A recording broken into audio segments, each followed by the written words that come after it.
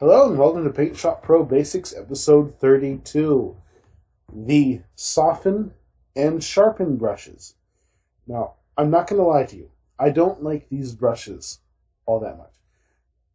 There are a lot of tools in here that seem good and may even come in use somewhere along the way, but every time I've used these brushes, I have not gotten the best of results.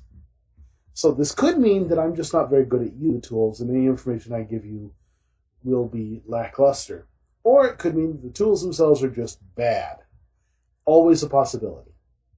I'll let you judge for yourself, though. So, first, what are the Sharpen and Soften brushes? Well, these are brushes that deal more with edges than anything else. I'm not sure how familiar you are with the basic concept behind the sharpening. But when you sharpen an image, you're not actually bringing something into focus. What you're doing is you're increasing the contrast around perceived edges. So the computer goes in and it tries to find edges in your image, and then it increases the contrast to make the edges more defined. It brings them out so you can see them a little better. This will also bring out digital noise, however. Colors that would normally be barely visible will suddenly start popping out because their contrast is increased that much. And so when you do a sharpen setting, if at all possible, you don't want to be using the brush. But that's just me. That's just me. But to see these options, we're going to have to zoom into an edge here. So I'm going to get in really close. So this is the edge we're going to be using right here along the mouth. It's pretty well defined. The contrast is pretty good. You can tell where the lip ends and where the grass begins. Fairly simple, but first we're going to start off with our soften brushes. Right here, it's this vague gray circle. Now what the soften brush does is it does the exact opposite of the sharpen brush. It actually smooths out edges and decreases contrast. So if I start going across here, I'm just going to take a few brush strokes to really get the effect visible. Now this is at 100% opacity. Like other brushes, the opacity is the strength setting. Oh my goodness, I was wrong. I'm sorry. I am so sorry.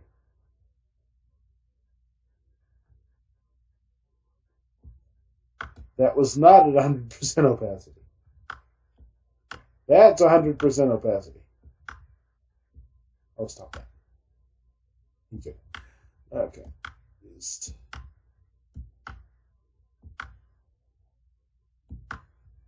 And it creates a blurry edge effect. Now, you probably can't see the difference, so I'm going to quickly go ahead and undo all of those using my history palette. See the difference there?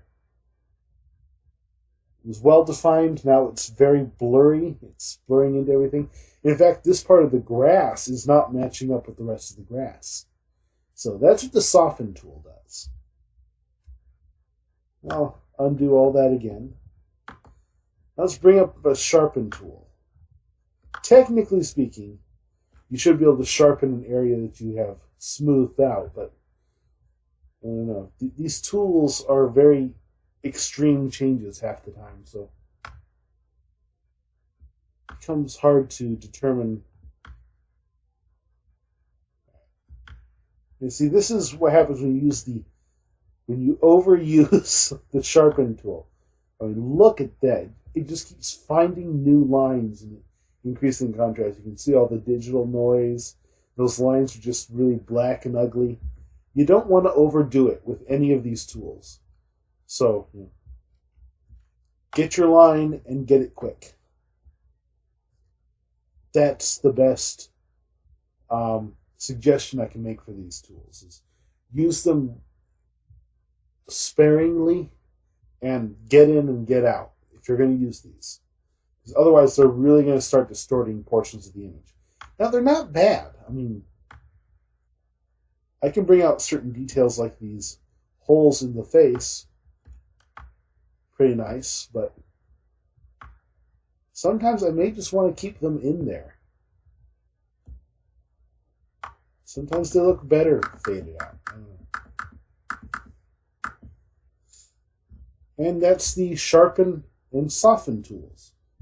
Step didn't really come in, but opacity for the strength and get in, get out, make the changes small and fast. All right? Leave you there.